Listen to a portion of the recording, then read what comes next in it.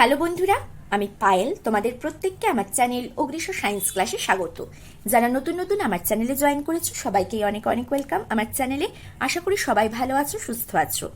আজকে আমি যেটা দিচ্ছি তোমাদের ক্লাস 11 বায়োলজি ফাইনাল এক্সামের সাজেশন। ইউনিট 5 শুরু করেছি।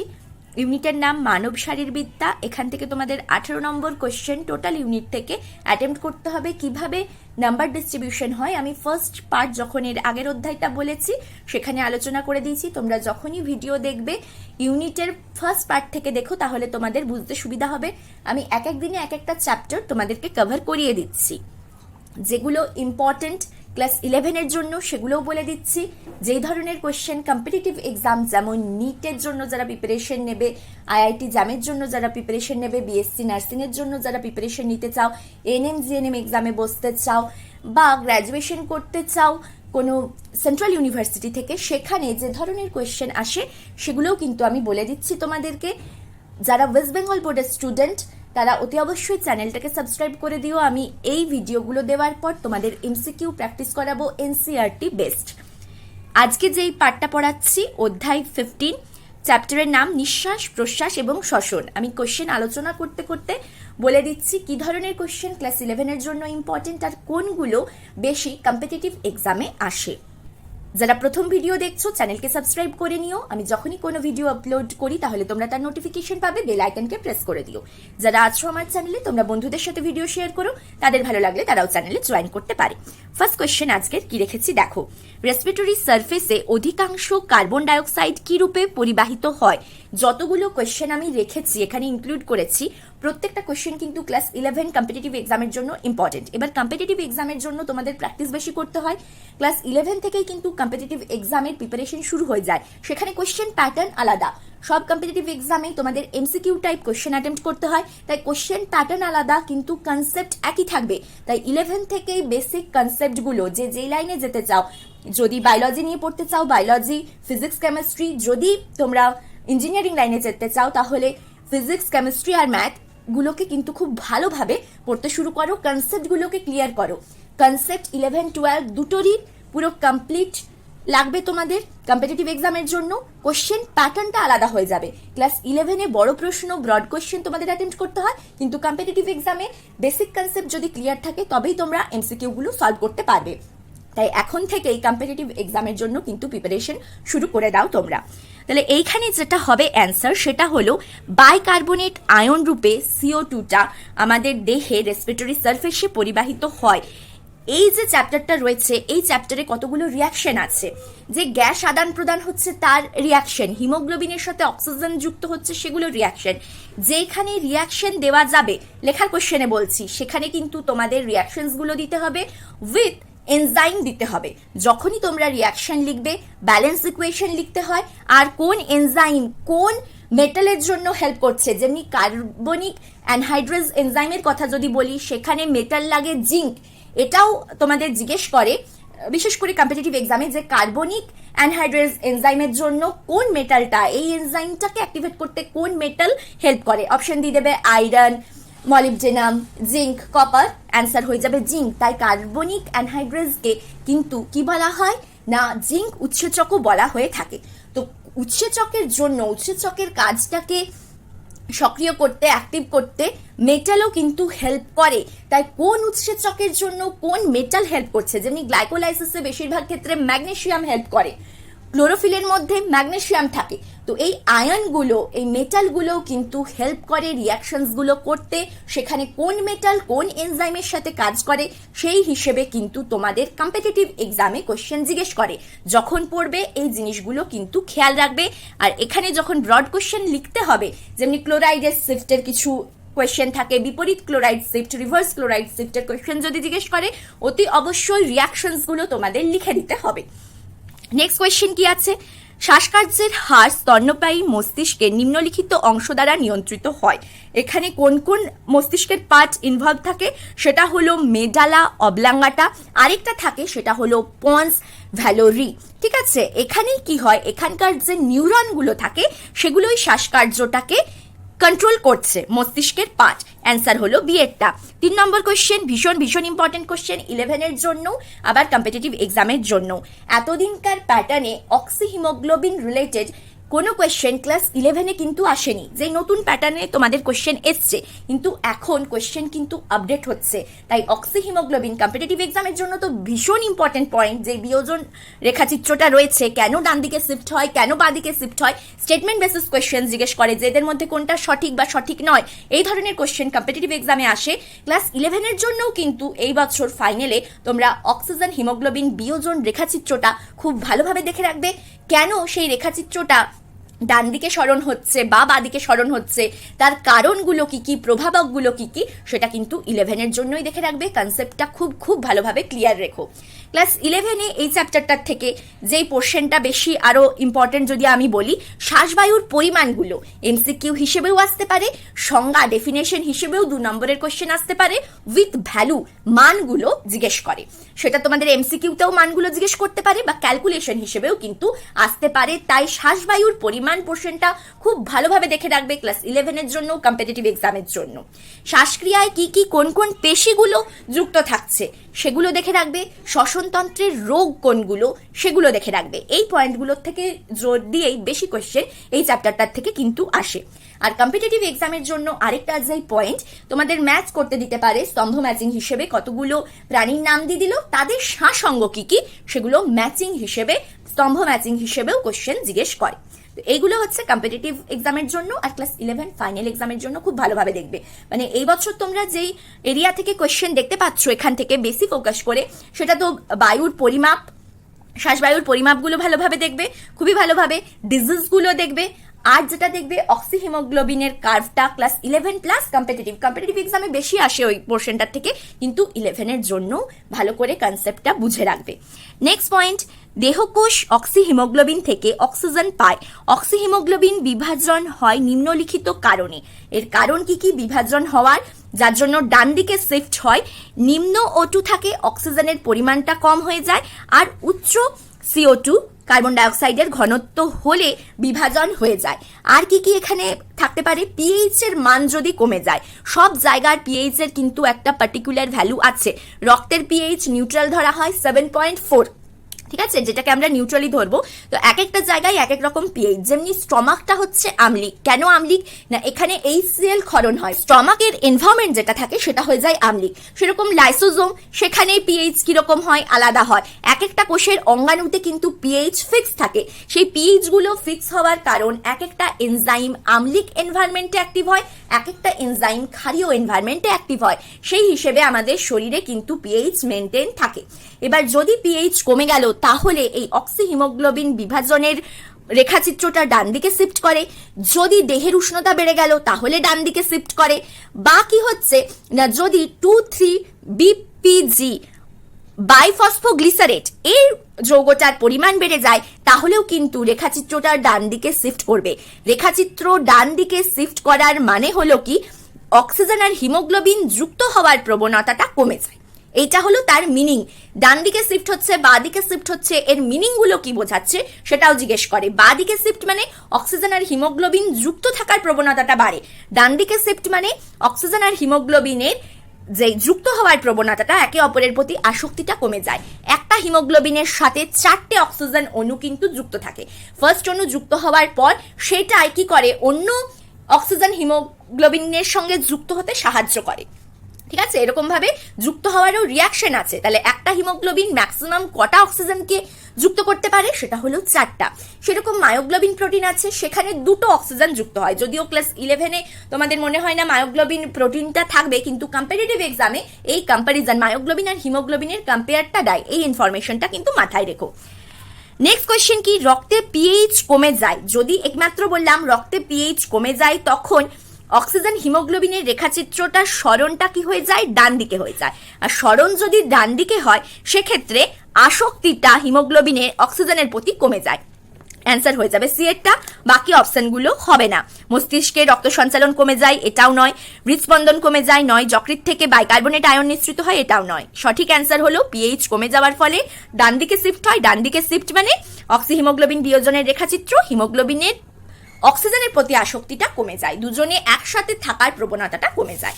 নেক্সট কোয়েশ্চেন দেখো 5এরটা, ফুসফুসের মোট ইম্পর্টেন্ট কোয়েশ্চেন ক্লাস 11 এর জন্য, কম্পিটিটিভ এক্সামের জন্য, মোট বায়ু ধারণ ক্ষমতাকে বলা হয় টিএলসি, টোটাল লাং ক্যাপাসিটি, যেটা কিসের কিসের যোগফল, সেটা হচ্ছে ভাইটাল ক্যাপাসিটি মানে বায়ু ধারকত্ব প্লাস রেসিডিউয়াল ভলিউমের যোগফল। রেসিডিউয়াল ভলিউম মানে যেটা অবশেষ বায়ুর পরিমাণটা থাকে তার যোগফলটা হলো মোট বায়ু ধারণ ক্ষমতা, যেটার ভ্যালু হয়ে যায়, এক্সাক্ট ভ্যালু যদি বলো 5800 ml, বা এগুলো ml না দিয়ে লিটারেও তোমাদের বলতে পারে 5.5 to 6 লিটার, এককটা লিটার হিসেবেও দিতে পারে, ml হিসেবেও দিতে পারে। অ্যান্সার হয়ে যাবে 5500 থেকে 6000 ml।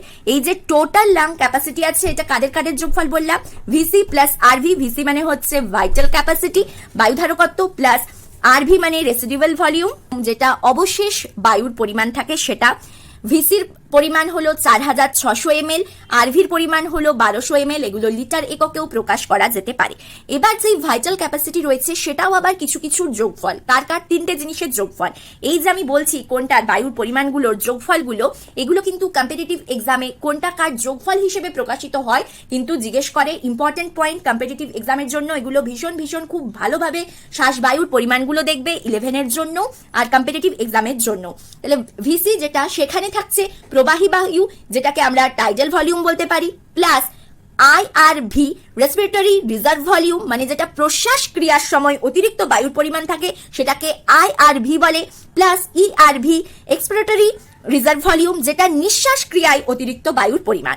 প্রশ্বাস মানে হলো শ্বাসটা গ্রহণ করা, নিঃশ্বাস মানে হচ্ছে শ্বাস ত্যাগ, মানে প্রশ্বাসের মাধ্যমে আমরা অক্সিজেনটাকে নিচ্ছি, নিঃশ্বাসের মাধ্যমে কার্বন ডাইঅক্সাইড যুক্ত বায়ুটাকে আমরা ছাড়ছি। এবারে যখন প্রশ্বাস নিচ্ছি সেক্ষেত্রে অক্সিজেনের পরিমাণটা বেশি, কার্বন ডাইঅক্সাইডও থাকে, নাইট্রোজেনও থাকে। যেটা নিঃশ্বাস ছাড়ছি সেখানেও কিন্তু অল্প পরিমাণ অক্সিজেনও থাকে, নাইট্রোজেনও থাকে। নিঃশ্বাস আর প্রশ্বাসের সব থেকে বেশি যদি কন্টেন্ট বলো সেটা নাইট্রোজেন থাকে 79%।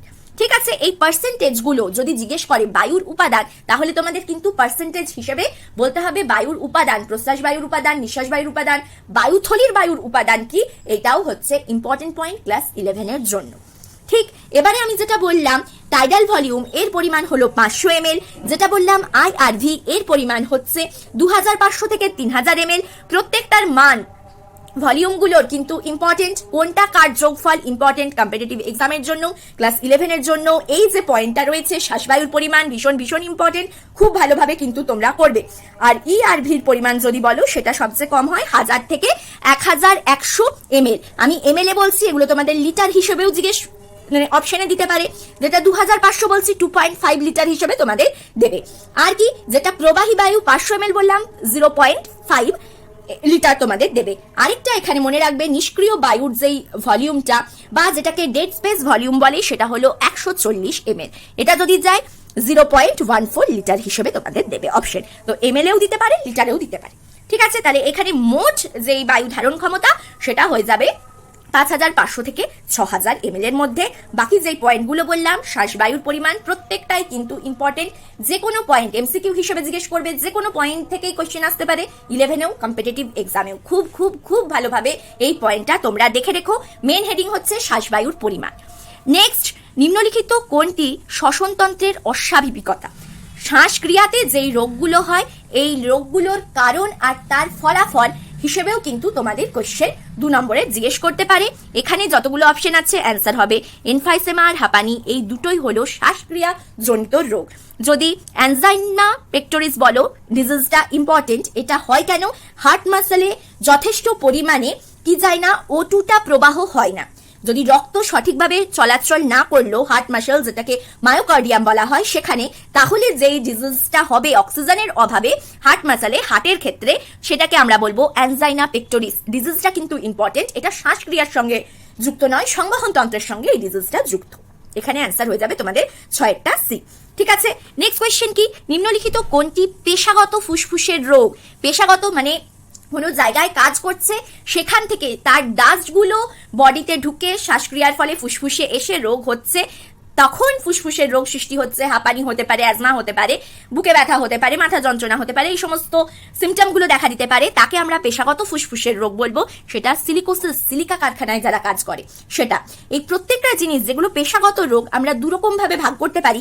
একটাকে বলা হয় নিউমোকোনিওসিস, আরেকটাকে বলা হচ্ছে কি অ্যালার্জি জনিত রোগ, এই দুরকম ভাবে। আর এই সিলিকোসিস যেটা পড়ছে সেটা নিউমোকোনিওসিসের আন্ডারে পড়ে, আর এই নিউমোকোনিওসিসের আন্ডারে সিলিকোসিস, অ্যানথ্রাকোসিস পড়ে, অ্যাসবেস্টোসিস পড়ে, তারপরে বাইসিনোসিস পড়ে। এই সমস্তগুলোই নিউমোকোনিওসিসের আন্ডারে পড়ে। প্রত্যেকটাই কি পেশাগত ফুসফুসের রোগ। নেক্সট পয়েন্ট, আরেকটা দেখো, বাতাসে স্বাভাবিক পরিমাণে O2 উপস্থিত থাকলেও যদি কার্বন মনোক্সাইড উপস্থিত থাকে তাহলে মানুষের শ্বাসকষ্ট হয়।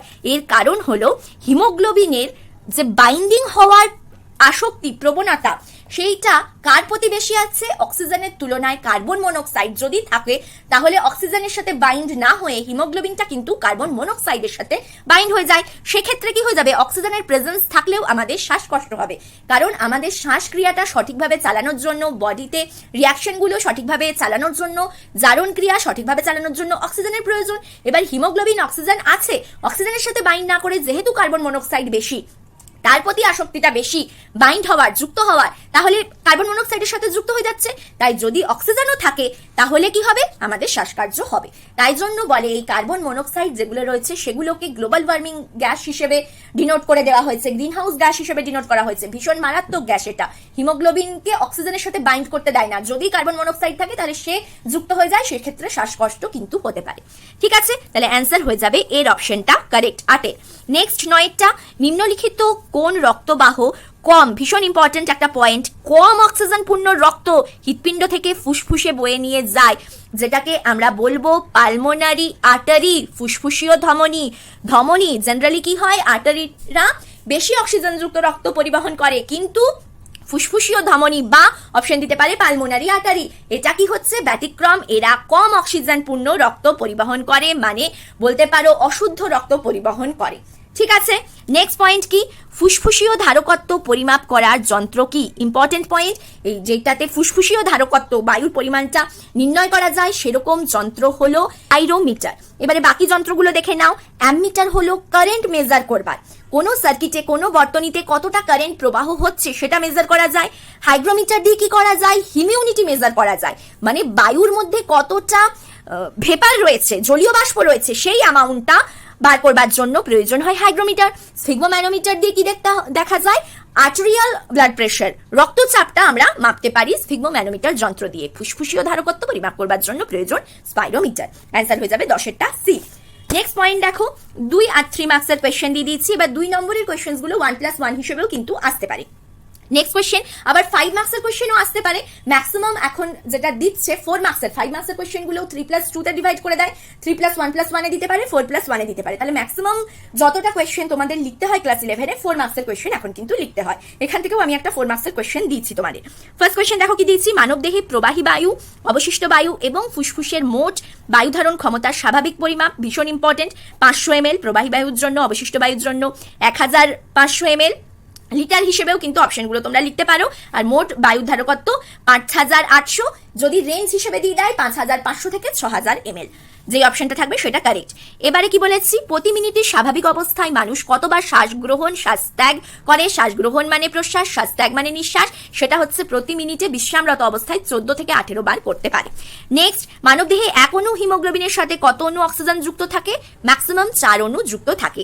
নেক্সট পয়েন্ট, একজন ব্যক্তি প্রথমে সর্বোচ্চ পরিমাণ বায়ু প্রশ্বাসের মাধ্যমে গ্রহণ করে এবং সর্বোচ্চ পরিমাণ বায়ু পরিত্যাগ করে। নিষ্কাশিত বায়ুর পরিমাপের জন্য তুমি কোন শব্দ ব্যবহার করবে? বায়ু ধারকত্ব।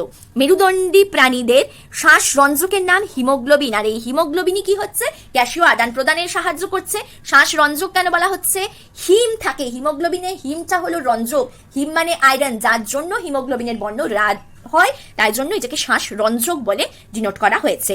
নেক্সট, অবাধ শ্বসন করে এমন দুটো প্রাণীর নাম অ্যাসকারিস, লিভার ফ্লুক। নেক্সট, বক্ষগহ্বর আর উদরের মধ্যে বিভাজকটির নাম মধ্যচ্ছদা বা ডায়াফ্রাম। নেক্সট কোয়েশ্চেন, স্বাভাবিক ভাবেই আমরা যদি শ্বসন প্রক্রিয়ায় যে পরিমাণ বায়ু দেহে প্রবেশ করায়, কোনো বল প্রয়োগ করছি না, আর দেহ থেকে বহিঃসৃত হয়, সেটাকে বলা হয় প্রবাহী বায়ু। প্রবাহী বায়ুর পরিমাণ যদি বলো, টাইডাল ভলিউম। ইংলিশ নামগুলো কিন্তু একটু দেখে রেখো, কম্পিটিটিভ এক্সামে কিন্তু ইংলিশ নাম দিয়ে বেশি কোয়েশ্চেন আসে, তাই তোমরা বাংলা নামের সাথে সাথে একটু ইংলিশ নামগুলো দেখে রাখবে। টাইডাল ভলিউম হচ্ছে 500 ml, প্রবাহী বায়ু যাকে বলা হয়। নেক্সট পয়েন্ট কি, বলপূর্বক শ্বাসত্যাগের পরেও যে পরিমাণ বায়ু ফুসফুসে থেকে যায় সেটাই অবশিষ্ট বায়ু, পরিমাণ 1500 প্রায়। একজন সুস্থ পূর্ণবয়স্ক ব্যক্তির দেহে নিম্নলিখিত বিষয়গুলোর গড় মান লেখো। ধমনীর, এটা পার্শিয়াল প্রেশার, অক্সিজেনের 95 mmHg, অ্যালভিওলাইয়ের ক্ষেত্রে অক্সিজেনের 100 mmHg, বিশ্রামরত অবস্থায় শ্বসন হার 12 থেকে 14 বার প্রতি মিনিটে। বায়ু ধারকত্ব, এটা হচ্ছে 3500 থেকে 4500 ml। নেক্সট, শিরার অক্সিজেনের পার্শিয়াল প্রেশার, সেটা 40 mmHg। নেক্সট পয়েন্ট, জিঙ্ক উৎসেচক কার্বনিক অ্যানহাইড্রেজ দ্বারা উদ্দীপিত রাসায়নিক বিক্রিয়াটা ইম্পর্টেন্ট রাসায়নিক বিক্রিয়া। জলের সাথে কার্বন ডাইঅক্সাইডের বিক্রিয়া হচ্ছে কার্বনিক অ্যানহাইড্রেজ, এখানে তোমরা জিঙ্ক মেটাল লিখে দিতে পারো, +2 হিসেবে এটা কাজে লাগে, আয়ন হিসেবে মেটালটা থাকে তোমাদের। এটা কি হয়, কার্বনিক অ্যাসিড তৈরি করছে, যেটা হাইড্রোজেন আয়ন দিচ্ছে, H+ ion plus bicarbonate ion দেয়। নেক্সট, নিম্নের প্রাণীগুলোর শ্বাসঙ্গের নাম, ইম্পর্টেন্ট পয়েন্ট 11 এর জন্য, কম্পিটিটিভ এক্সামের জন্য। যোগ হলো দেহ ত্বক, ঠিক আছে। নেক্সট, কীটপতঙ্গ, ট্র্যাকিয়া, চিংড়ি, ফুলকা। চিংড়িদের ফুলকাতে MCQ এ অনেক সময় বুকগিল দিয়ে দেয়, কারণ চিংড়ির যে ফুলকাটা তাকে বুকগিল বলে। বুকগিল নামটা ইম্পর্টেন্ট, বুকগিল নামটা মনে রেখো চিংড়িদের জন্য। আরেকটা মনে রাখবে, কাঁকড়াদের হচ্ছে বুকগিল, কাঁকড়া চিংড়ির বুকগিল, কাঁকড়া বিছার হচ্ছে বুকলাং। তো কাঁকড়া আর কাঁকড়া বিছাটা একটু গুলি যাওয়ার সম্ভাবনা থাকে, ভালোভাবে মনে রাখবে। চিংড়ি আর কাঁকড়া এগুলোর জন্য বুকগিল, আর যদি বিছে হয়ে যায় সেক্ষেত্রে বুকলাং। মাকড়সা বুকলাং, ব্যাঙের লার্ভা বা ব্যাঙাচি বহিঃফুলকা। কই মাছ অতিরিক্ত শ্বাসযন্ত্র, এখানে অতিরিক্ত শ্বাসযন্ত্রের আরো এক্সাম্পল যদি তোমরা নাও, শিঙ্গি, মাগুর, সেগুলোও অ্যাড হয়ে যায়। আর কি, সরীসৃপ ফুসফুস, ফুসফুসের ক্ষেত্রে সরীসৃপ আছে, উভচর আছে, পক্ষী আছে, মানুষ আছে, সবারই শ্বাসঙ্গ হলো ফুসফুস, ঠিক আছে। এবার দেহ তল দিয়ে করে এরকম এক্সাম্পলও মনে রেখো, অ্যামিবা, প্যারামিসিয়াম, হাইড্রা স্পঞ্জ, এদের প্রত্যেকেরই শ্বাসঙ্গ হলো দেহ তল। আর ত্বক যদি হয়ে যায় সেটা যোগ, ঠিক। দেহ তল আর দেহ ত্বক দুটো কিন্তু আলাদা আলাদা কথা। দেহ ত্বক মানে স্কিন, আর দেহ তল মানে হচ্ছে টোটাল সারফেস, ঠিক আছে। তো স্পঞ্জের ক্ষেত্রে, হাইড্রার ক্ষেত্রে, প্যারামিসিয়াম, অ্যামিবার ক্ষেত্রে দেহ তল, আর স্কিন দিয়ে, ত্বক দিয়ে করে যোগ। আর বাকি প্রত্যেকটা যতগুলো দিয়েছি, কীটপতঙ্গও ইম্পর্টেন্ট, চিংড়ি আর কাঁকড়ার জন্য বুকগিল, বুকলাং হচ্ছে মাকড়সা, কাঁকড়া বিছের জন্য। নেক্সট পয়েন্ট যেটা দিয়েছি, ইম্পর্টেন্ট পয়েন্ট ক্লাস 11 এর জন্য, পর্বতপীড়া কি, পর্বতপীড়ায় কি কি শারীরবৃত্তীয় পরিবর্তন লক্ষ্য করা যায়। সুউচ্চ পর্বত, সেটা মোটামুটি 18,000 ফুটের উপরে আরোহণ করে সেখানে যদি কেউ বসবাসের চেষ্টা করে, মানবদেহে যে সমস্ত পরিবর্তন লক্ষ্য করা যায় সেগুলোকেই পর্বতপীড়া বলবো। মানে কোনো সমতল জায়গাতে কেউ থেকেছে, তারা কি করছে, এবারে পর্বতে বসবাস করতে গেছে, যদি সেখানে থাকছে বেশ কিছুদিন ধরে, বা যদি ট্রাভেলিং করতে যায়, সেখানেও যদি 7 দিনের ট্যুর বা 10 দিনের ট্যুর সেখানেই থাকে পাহাড়ে, তো সেই 10 দিনের মধ্যে অক্সিজেনের অভাব আমাদের দেখতে পাওয়া যায়, বুকে ব্যথা, একটা প্রেশার অনেকের হয়, বমি পায় অনেকের, মাথা ঘোরায়, এই সমস্ত প্রবলেমগুলো কিন্তু ফেস করতে হয় যখন আমরা উঁচুতে যাচ্ছি, কারণ সেখানে অক্সিজেনের পরিমাণটা অনেকটাই কমে যাচ্ছে, বায়ুর চাপটাও কমে যাচ্ছে, অ্যাডজাস্ট করতে, বডি অ্যাডজাস্ট করতে অনেকটাই সময় লাগে। তো এই প্রত্যেকটা যে সমস্ত পরিবর্তন হয়, প্রত্যেকটাই একত্রে আমরা বলবো পর্বতপীড়া। সেগুলো কি কি, মাথা ধরতে পারে, বমি বমি ভাব, ক্লেশদায়ক শ্বসন, বুকে ব্যথা, দ্রুতগতি নাড়ি, হাঁপানি, ক্ষুধামন্দা, দৈহিক ওজন হ্রাস, দৈহিক উষ্ণতা বৃদ্ধির সাথে চেতনা লোপ, দুর্বলতা, নিদ্রাহীনতা, এই সমস্ত জিনিসগুলো কিন্তু পাহাড়ে গেলে হয়, যেটাকেই পর্বতপীড়া বলা হচ্ছে। নেক্সট, এই কনসেপ্টটাও ইম্পর্টেন্ট, ক্লোরাইড সিড বা স্থানান্তর কাকে বলবো। কার্বনিক অ্যানহাইড্রেজের উপস্থিতির জন্য লোহিত রক্ত কণিকার মধ্যে অধিক কার্বনিক অ্যাসিড উৎপন্ন হয়। নিয়ে রিয়াকশনটা দিয়ে দেবে, কার্বনিক অ্যানহাইড্রেজের মধ্যে কার্বনিক অ্যাসিড উৎপন্ন হলো। এই কার্বনিক অ্যাসিড লোহিত রক্ত কণিকায় KHB, এই HB মানে হিমোগ্লোবিন, K মানে পটাশিয়াম, এর সাথে বিক্রিয়া করে পটাশিয়াম বাইকার্বনেট আর HHB হিমোগ্লোবিন হাইড্রোজেন গঠন করে। পটাশিয়াম বাইকার্বনেট ক্ষারীয় হওয়ায় অম্ল ক্ষারের সমতা রক্ষার জন্য এটা K+ এবং বাইকার্বনেট আয়নে বিভাজিত হয়। লিখে দেবে রিয়াকশনটা। লোহিত রক্ত কণিকায় পর্দার ঋণাত্মক আয়নের প্রতিভেদ্য, মানে এখানে যেগুলো নেগেটিভ আয়নগুলো রয়েছে, বাইকার্বনেট আয়নগুলো বেরিয়ে যায়।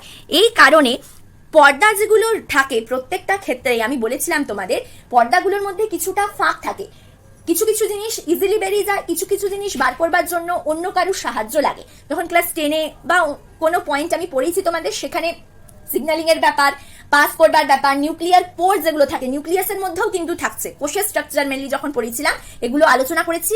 পর্দা মানে কি পুরো একদম কমপ্লিটলি এরকম গোল থাকবে না, সেখানে ছিদ্র যাতায়াতের রাস্তা থাকে, কারণ একটা পার্ট থেকে আরেকটা পার্টের তো সেলে কমিউনিকেশন করতে হবে আমাদের বডিতে, যে রিয়াকশন গুলো হচ্ছে যৌগগুলোকে তো পাঠাতে হবে, তার জন্য কিন্তু পর্দা দেওয়া থাকলেও প্রত্যেকটা পর্দার মধ্যে ছিদ্র থাকে যাতে যাতায়াত করতে পারে।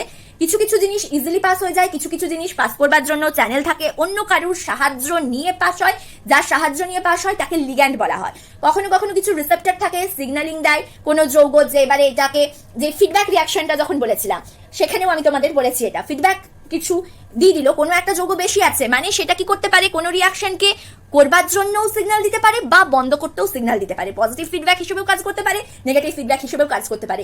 যত রিয়াকশন বডিতে হচ্ছে আমাদের সুষ্ঠুভাবে বেঁচে থাকার জন্য, তার জন্য প্রত্যেকটা সেলের মধ্যে কমিউনিকেশন দরকার, তাই পর্দাগুলো ভেদ্য বা অর্ধভেদ্য হয়। ওইখানে যে লোহিত রক্তকণিকার পর্দা থাকছে, রক্তের উপাদান রক্তকোষ, এগুলো লোহিত রক্তকণিকাটা, সেখানে ঋণাত্মক আয়নগুলো ইজিলি পাস করতে পারে, সেই কারণে বাইকার্বনেট আয়ন লোহিত রক্তকণিকা থেকে রক্তরসে চলে আসছে।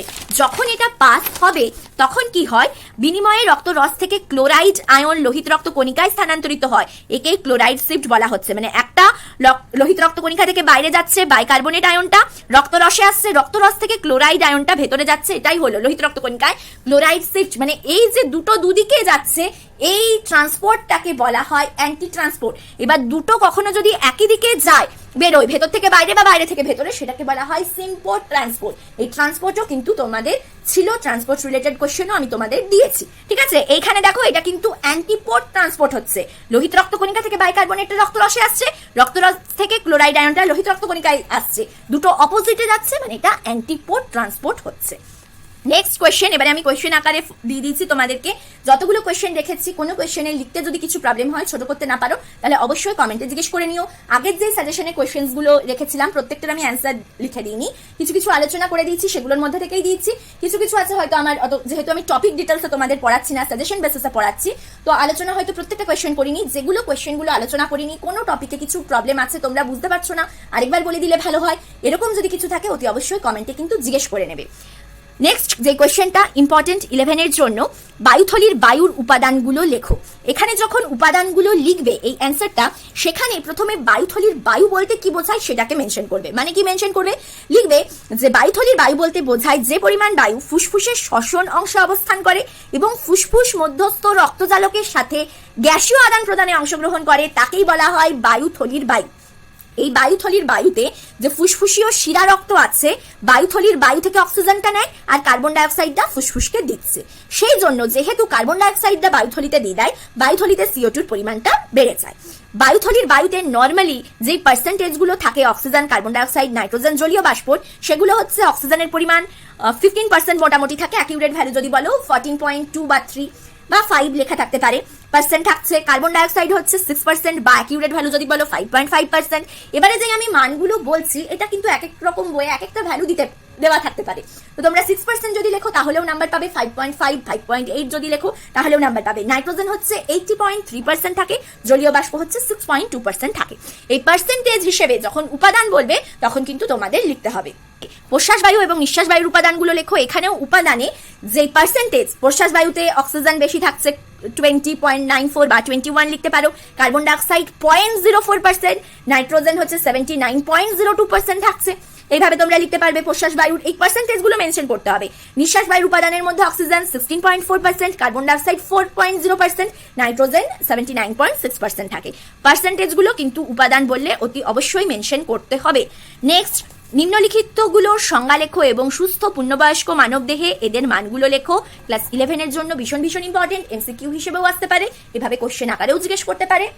ভ্যালুগুলো আমি আগেই তোমাদের সাথে আলোচনা করে দিয়েছি, মানে কি এই প্রবাহী বায়ু, শ্বাস বায়ুর যেই পরিমাপগুলো সেগুলোই এখানে আমি দিয়েছি। তার মধ্যে ফার্স্ট প্রবাহী বায়ু, নিঃশ্বাস ক্রিয়ায় অতিরিক্ত বায়ুর পরিমাণ, প্রশ্বাস ক্রিয়ার বায়ু ধারণ ক্ষমতা, প্রত্যেকটারই ইংলিশ টার্মগুলোও কিন্তু দেখে রেখো। অবশিষ্ট বায়ু, ইংলিশ টার্মগুলো মেনলি কম্পিটিটিভ এক্সামে কাজে লাগবে তোমাদের। অবশিষ্ট বায়ু, বায়ুধারকত্ব, ডেড স্পেস, ভলিউম, নিষ্ক্রিয় বায়ু, 3 মার্কসের কোয়েশ্চেন। নেক্সট, রক্তে কার্বন ডাইঅক্সাইডের পরিবহন সংক্রান্ত ক্লোরাইড শিফট পদ্ধতি বুঝিয়ে লেখো। ক্লোরাইড শিফট আমি লিখে দিয়েছি, এটা এরকম ভাবেও আসতে পারে। তোমরা রেখাচিত্র মানে ওই যে রিয়াকশনস গুলো রয়েছে, রিয়াকশনস গুলো একটু দেখে নেবে। অনেক সময় মেনশন করে দেয় যে রেখাচিত্র দিয়ে লেখো, আর যদি মেনশন নাও করে রেখাচিত্র তোমরা দিয়ে দাও, সেই রিয়াকশনস গুলো দিয়ে দাও, তাহলে ভালো হয় অ্যান্সারটা লেখা। তারপরে নিঃশ্বাস ক্রিয়ার সময় নিম্নলিখিত পেশিগুলির ভূমিকা উল্লেখ করো। ডায়াফ্রাম, অন্তঃস্থ ইন্টারকস্টাল পেশি। নেক্সট, মানব দেহের শ্বসন তন্ত্রের যে কোনো দুটো গোলযোগের কারণ আর ফলাফল। যদি যে কোনো দুটো দিয়ে দিল তাহলে তো খুব ভালো। এমসিকিউ এর জন্য, কম্পিটিটিভ এক্সামের জন্য কোন ডিজিজগুলো শ্বসনতন্ত্রের, কোন ডিজিজগুলো সংবহনতন্ত্রের, সেগুলো তোমাদের মনে রাখতে হবে। তাই প্রত্যেকটা এক্সাম্পলই দেখে রাখতে হবে কম্পিটিটিভ এক্সামের জন্য। শ্বাস যন্ত্রগুলো, তন্ত্রগুলো প্রত্যেকটা প্রাণীর দেখে রাখতে হবে, মেনলি ইম্পর্টেন্ট কম্পিটিটিভ এক্সামের জন্য। অক্সিজেন হিমোগ্লোবিনের বিয়োজন রেখাচিত্র, মেনলি ইম্পর্টেন্ট কম্পিটিটিভ এক্সামের জন্য। ক্লাস 11-এর জন্য কিন্তু এই বছরে আমি বলবো অক্সিজেন হিমোগ্লোবিন বিয়োজন রেখাচিত্র, ডান দিকে বাঁ দিকে কেন হচ্ছে, পয়েন্টগুলো একটু, কনসেপ্টগুলো ক্লিয়ার রেখো। যেহেতু কোয়েশ্চেন আপডেট হচ্ছে, যেটা কোনোবার আসেনি, হতে পারে এই বছর এলেও আসতে পারে। কারণ 2023 যে উচ্চ মাধ্যমিক পরীক্ষাটা হয়েছিল, সেখানে এমসিকিউগুলো নর্মাল প্যাটার্নে যেগুলোকে ইম্পর্টেন্স দিত তার থেকে কিন্তু একটু টাফ, যদি তোমাদের দিক থেকে আমি দেখি, একটু টাফ কোয়েশ্চেন এসছে। টাফ কোয়েশ্চেন এসছে মানে যেগুলোকে ইম্পর্টেন্স দেওয়া হতো না সেই রকম এরিয়া থেকে কোয়েশ্চেন এসছে। তাই জন্য বলছি এই বছরের জন্য 2024 ফাইনাল এক্সামের জন্য তোমরা কিন্তু অক্সিজেন হিমোগ্লোবিনের রেখাচিত্রটা একটু দেখে রাখবে। যদি 11-এ না এলো, এখনো পর্যন্ত 11-এ এই পয়েন্টটার থেকে কোনোদিনও কোয়েশ্চেন আসেনি, যদি না এলো নিটে তো আসছেই, কম্পিটিটিভ এক্সামগুলোতে আসবে। কম্পিটিটিভ এক্সামের জন্য এটা ভীষণ ইম্পর্টেন্ট একটা গুরুত্ব। তাও 11-এর থেকেই তোমরা ভালোভাবে কনসেপ্টটা ক্লিয়ার রেখো, যদি আসে এমসিকিউ হিসেবেই আসবে, যাতে অ্যাটেম্প্ট করতে পারো। নেক্সট, একটা চিত্রের সাহায্যে শ্বাসক্রিয়ার পদ্ধতি বর্ণনা করো, 4 মার্কসের জন্য। এই কোশ্চেনটা এই বছর একটু দেখে রেখো, আসার চান্স রয়েছে। রিভার্স ক্লোরাইড শিফট কাকে বলে? ক্লোরাইড শিফটের জাস্ট অপোজিট লিখতে হবে, চার্টের মাধ্যমে মানে রিয়াকশনস গুলো দিয়ে বোঝাবে। শ্বাসক্রিয়ায় গ্যাসীয় আদান প্রদান সম্পর্কে লেখো, 3 মার্কসের কোশ্চেন। এটা কম্পিটিটিভ এক্সামের জন্য ইম্পর্টেন্ট, যেটা বললাম। অক্সিজেন হিমোগ্লোবিন বিয়োজন রেখাচিত্র বর্ণনা করো। ডান দিকে সরণ মানে এই বিয়োজন রেখাচিত্রের ডান দিকে এবং বাঁ দিকে সরণের যে প্রভাব বিস্তারকারী কারণ, সেগুলো লেখো 3+2। কারণগুলো মানে কি? অক্সিজেন, কার্বন ডাইঅক্সাইডের ঘনত্ব, পিএইচ এর মান, দেহের উষ্ণতা, আর 2,3 বিপিজি বাইফসফোগ্লিসারেটের পরিমাণ বৃদ্ধি আর হ্রাসের যে কনসেপ্টটা, সেগুলো এখানে অ্যাড করতে হবে। তাহলে আজকে আমার অধ্যায় 15টা কমপ্লিট সাজেশন দেওয়া হয়ে গেছে। এখান থেকে যেই পয়েন্টগুলো মনে হচ্ছে তোমরা পারবে না লিখতে বা আরেকবার কনসেপ্টটা বুঝিয়ে দিলে ভালো হয়, অবশ্যই কমেন্ট করে জিজ্ঞেস করে নিও। ওয়েস্ট বেঙ্গল বোর্ডের যারা স্টুডেন্ট রয়েছে চ্যানেলকে সাবস্ক্রাইব করে নিও, কারণ আমি এরপরে যেটা তোমাদের করবো, নিট এক্সামের জন্য এনসিইআরটি বেসড কোয়েশ্চেন করাবো।